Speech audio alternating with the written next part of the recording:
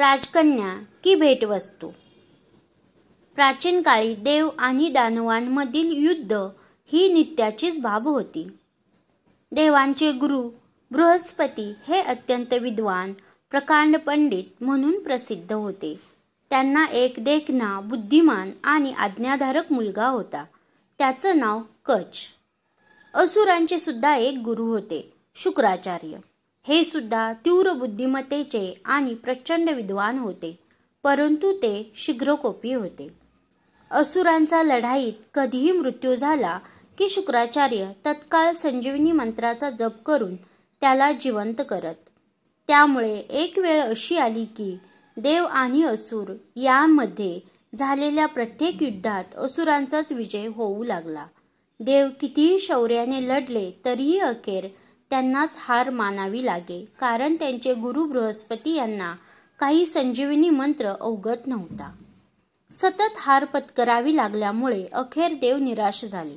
त्यांनी सर्व देवांची एक सभा भरवली. बृहस्पतीपुत्र कच याला शुक्राचार्यांच्या आश्रमात विद्यार्जनाचं निमित्त करून पाठवायचं आणि त्याने तिथून गुपचूप संजीवनी मंत्र शिकून परत यायचं असा निर्णय झाला. देवानी कचाला एक सल्ला दिला. तिथे गेल्यावर तो संजीवनी मंत्र आत्मसात करण्यासाठी तुला जे काही करावं लागेल ते कर. कोणत्याही मार्गाचा अवलंब कर, पण तो मंत्र शिकून घे. आपलं सर्वांचं अस्तित्व त्यावर अवलंबून आहे. कचाने होकार दिला. तो आपल्या कामगिरीवर निघाला. तो जेव्हा शुक्राचार्यांच्या आश्रमात पोहोचला तेव्हा त्यांना विनम्रपणे अभिवादन करून म्हणाला, मुनिवर, मी कच, बृहस्पतींचा मुलगा. मला तुमच्या आश्रमात ज्ञानार्जन करण्याची आणि तुमची सेवा करण्याची इच्छा आहे. तुम्ही शिष्य म्हणून माझा स्वीकार करा. मी तुम्हाला तक्रारीची संधी कदापि देणार नाही. गुरु शुक्राचार्य अत्यंत चाणाक्ष होते. हा कच आपल्याकडे नेमका कशासाठी आला आहे हे त्यांनी लगेच ओळखलं. परंतु एखाद्या ऋषींच्या आश्रमात एखादा खरोखरच सत्पात्र विद्यार्थी आला तर त्याचा शिष्य म्हणून त्या मुनीने स्वीकार करण्याची रीत होती. शुक्राचार्य मनात म्हणाले, मी या कचाला माझा शिष्य म्हणून स्वीकार करायला काहीच हरकत नाही. शेवटी त्याला नेमकं काय शिकवायचं आणि काय नाही हे मीच ठरवणार आहे. कच गुरुजींना दिलेल्या शब्दाला जागला. त्याने त्यांची मनोभावे सेवा केली. शुक्राचार्यांनी त्याला अनेक विद्या शिकविल्या, परंतु त्यांनी त्याला संजीवनी मंत्र मात्र शिकवला नाही, कारण त्याला संजीवनी मंत्र शिकवण्याचे काय परिणाम होतील हे ते जाणून होते. शुक्राचार्यांना एक अत्यंत सुंदर मुलगी होती. तिचं नाव देवयानी. ती त्यांची अतिशय लाडकी होती. देवयानीची आई कित्येक वर्षांपूर्वी वारली होती. त्यामुळे तिचं तिच्या वडिलांशी फार घट्ट नातं होतं. आश्रमात कच राहायला आल्यामुळे देवयानीला एक समवयस्क मित्र मिळाला, म्हणून ती फार खुश होती. तिचे वडील नेहमी ज्ञानदानात व्यग्र असत. ती आपलं मन त्याच्यापाशी मोकळं करायची आणि तो तिची छोट्यातली छोटी इच्छासुद्धा पूर्ण करण्यासाठी धडपडायचा. देवयानीने रानातलं एखादं फूल मागितलं तर तो रानातून ते फूल तिच्यासाठी शोधून आणायचा. ती जर फेरफटका मारायला निघाली तर तिचं रक्षण करण्यासाठी कच तिच्यासोबत जायचा. हळूहळू मैत्रीचं रूपांतर प्रेमात झालं. देवयानी कचाच्या प्रेमात अखंड बुडून गेली. आश्रमात इतर काही असुर शिष्य राहत होते. कच देवयानी यांच्यामध्ये जे काही चाललं होतं त्यावर ते बारकाईने नजर ठेवून होते. त्यांना ते मुळीच आवडलेलं नव्हतं. हा कच शुक्राचार्यांच्या आश्रमात नक्की कोणत्या उद्देशाने आला आहे याची त्या शिष्यांना कल्पना होती, परंतु आपल्या गुरूंपाशी त्या गोष्टीची वाच्यता करण्याची त्यांची हिंमत नव्हती. एक दिवस शुक्राचार्यांनी कचाला गायींना चरायला घेऊन जाण्याचं काम दिलं. ही संधी साधून असुर शिष्यांनी कचाला मारून टाकलं. संध्याकाळ झाल्यावर गायी आपणच आश्रमात परतल्या. रात्र झाली तरीही कच काही आश्रमात परतला नाही. देवयानीला त्याची चिंता वाटू लागली. तो सुरक्षित असेल की नाही अशी शंका तिच्या मनात भेडसावू लागली. अखेर ती आपल्या वडिलांकडे जाऊन हळूच म्हणाली, पिताजी, मला कच्याची खूप काळजी वाटते आहे. तो गायींना चरायला घेऊन गेला होता ना, तो परत आलाच नाही. गायी परत आल्या. तुम्ही काहीतरी करा ना, त्याचा शोध घ्या. शुक्राचार्यांनी मान वर करून पाहिलं तर त्यांच्या लाडक्या लेकीच्या डोळ्यात अश्रू होते. त्यांनी डोळे मिटून योग साधना केल्यावर कच्याला आश्रमातल्या असुर शिष्यांनी मारून टाकल्याचं त्यांना समजलं. पण आपल्याच असुर शिष्यांनी कच्याचा असा निर्दयपणे वध करून त्याला रानात फेकून दिलं असल्याचं त्यांनी आपल्या कन्येला कळू दिलं नाही. त्यांनी संजीवनी मंत्राचा जप करून कच्याला जिवंत केलं. तो सुरक्षितपणे आश्रमात परत येईल अशी तजवीज केली. काही दिवसानंतर त्या असुरांनी आणखी एकदा कच्याचा जीव घेण्याचा प्रयत्न केला. या खेपेस त्यांनी त्याला मारून विहिरीत फेकून दिलं. शुक्राचार्यांनी गुपचूप त्याला पुन्हा जिवंत केलं. असुर या प्रकारामुळे अस्वस्थ झाले. त्यांनी खूप विचारविनिमय करून एक दुष्ट योजना बनवली. या खेपेस त्यांनी कच्याला जाळून टाकलं. त्यानंतर त्याची राख पाण्यात मिसळून ते पाणी आपल्या गुरूंच्या पिण्याच्या पाण्याच्या भांड्यात ठेवून दिलं. त्या संध्याकाळी गुरुजींनी जेवण झाल्यावर ते पाणी पिऊन टाकलं. संध्याकाळ सरून रात्र झाली तरी कच आला नाही. परत एकदा देवयानीने अश्रू गाळत कच्याला शोधून काढण्याची आपल्या वडिलांना विनंती केली. शुक्राचार्य ध्यान लावून बसले. आता मात्र सत्य काय ते देवयानीला सांगावंच लागणार हे त्यांना कळून चुकलं. ते आपल्या मुलीला घडलेली हकीकत सांगून म्हणाले, बाळा, अगं तो कच माझ्या पोटात आहे. आता त्याला जिवंत करणं अशक्य आहे. त्यावर डोळ्यात पाणी आणून देवयानी म्हणाली, नाही पिताजी, असं नाही चालणार. काहीही करा, पण कच्याला जिवंत करा.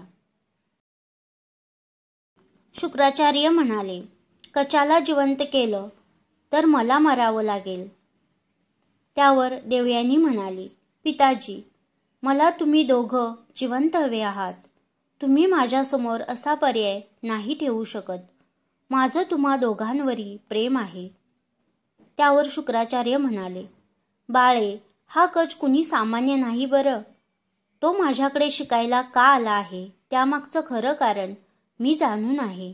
सत्य असं आहे की त्याला माझ्याकडून संजीवनी मंत्र शिकून घ्यायचा आहे आणि आम्ही दोघं जिवंत राहावं अशी जर तुझी इच्छा असेल तर तो माझ्या पोटात असताना आधी तो संजीवनी मंत्र त्याला शिकवावा लागेल. त्यानंतर मी त्याला जिवंत करीन. पण तसं केल्यावर माझा तात्काळ मृत्यू होईल.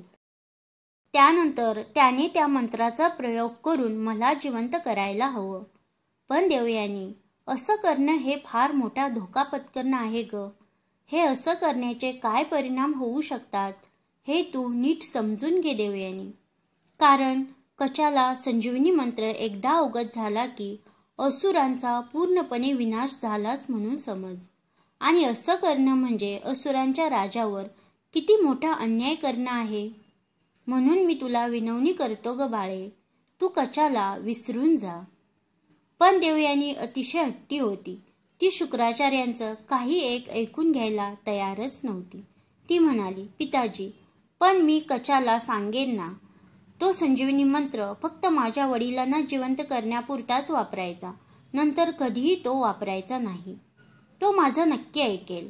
माझ्यासाठी एवढं कराच पिताजी, त्याचे प्राण परत आणा. शुक्राचार्यांचं आपल्या मुलीवर जीवापाड प्रेम होतं. त्या प्रेमापोटी त्यांनी सारासार विचार बाजूला ठेवला. तिच्या पुढे हार मांडली. त्यांनी कच्याला आधी संजीवनी मंत्राची विद्या देऊन नंतर जिवंत केलं. त्या क्षणी त्यांचा स्वतःचा मृत्यू झाला. कच्याने आपलं शिष्याचं कर्तव्य पार पाडून तत्काळ संजीवनी मंत्राच्या साहाय्याने आपल्या गुरुजींना जिवंत केलं. शुक्राचार्यांनी आपला हा अनमोल असा संजीवनी मंत्र कच्याला ज्या ठिकाणी शिकवला ते ठिकाण म्हणजे महाराष्ट्रातील कोपरगाव. इथे एक प्राचीन मंदिर असून त्या मंदिरात जाऊन कोणालाही कोणत्याही दिवशी कोणत्याही प्रहरी विवाह करता येतो. त्यासाठी मुहूर्ताची गरज भासत नाही. आजही गोदावरी नदीच्या 2 तीरांवरील लोकांमध्ये लुटूपुटूचं युद्ध आयोजित करण्यात येतं. एक बाजू देवतांची असते तर एक राक्षसांची. आता देवयानीचा आनंद गगनात मावेना. तिच्या आयुष्यातील ते दोघेही अत्यंत महत्त्वाचे पुरुष जिवंत होते, आरोग्यपूर्ण होते. परंतु या घटनेनंतर कच शुक्राचार्यांच्या आश्रमात ज्या कामगिरीसाठी आला होता ती फत्ते झाली. आता लवकरच आपल्याला आश्रम सोडून जावं लागणार हे त्याला कळून चुकलं. दुसऱ्या दिवशी कचाने परत जाण्याची तयारी सुरू केली असल्याचं देवयानीच्या लक्षात येताच तिला आश्चर्याचा धक्का बसला. कचा, तू कुठे निघालास? ती म्हणाली. कचाने त्यावर काहीच उत्तर दिलं नाही. ते पाहून देवयानी रडू लागली. माझं तुझ्यावर प्रेम आहे कचा. तू जिवंत राहावंस म्हणून मी काय केलं नाही? आता तू माझ्याशी विवाह केलाच पाहिजेस. तसं करणं तुझं कर्तव्य आहे. त्यावर हलकेच हसून कच म्हणाला, प्रिय देवयानी, तू माझ्या गुरूंची कन्या आणि माझी मैत्रीण म्हणून मी नेहमीच तुझा आदर केला. पण माझं तुझ्यावर प्रेम असल्याचं मी कधीतरी सूचित केलं का? आता तर मी तुझ्या वडिलांच्या पोटी जन्माला आलो. या नात्याने मी तुझा भाऊच नाही का झालो? मला क्षमा कर, पण मी तुझ्याशी विवाह नाही करू शकत. देवयानीने त्याचं मन वळवण्याचा खूप प्रयत्न केला, पण तिला काही त्यात यश आलं नाही. तिने क्षुब्ध होऊन कचाला शाप दिला. त्या संजीवनी मंत्राचा तुला कधीच उपयोग होणार नाही, कारण तो प्राप्त करून घेण्यासाठी तू माझा वापर केलास, माझ्या भावनेशी खेळलास. तुला आता तो मंत्र जरी अवगत असला तरी त्याचा उपयोग करून तू कधीही कुणालाच जिवंत करू शकणार नाहीस.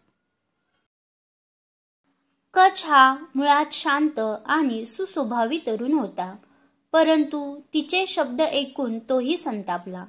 त्याने सुद्धा तिला शाप दिला. हे देवयानी, तुझा एखाद्या ऋषीपुत्राशी कधीही विवाह होऊ शकणार नाही. ऋषी हे शांत आणि सुस्वभावी असतात, पण तू अत्यंत हट्टी आणि कोपिष्ट आहेस. त्यामुळे कोणताही ऋषीपुत्र तुला पती म्हणून लाभणार नाही. एवढं बोलून कच आश्रमातून निघून गेला आणि देवयानी परत एकदा एकाकी झाली.